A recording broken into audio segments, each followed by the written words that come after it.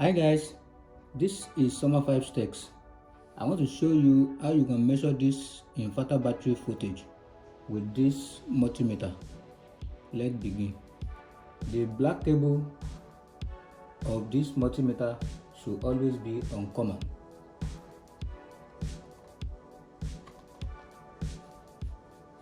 While the red cable for the purpose of this measurement should be on this voltage and resistance point.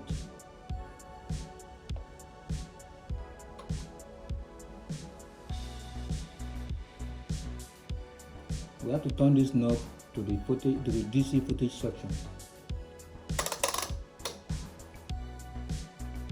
This is on 20 volt now, which is okay because we have a 12 volt battery.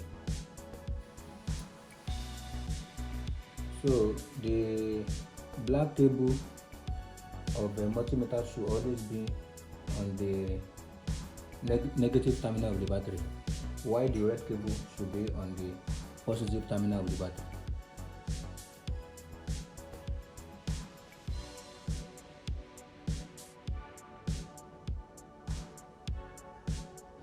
This battery is very good.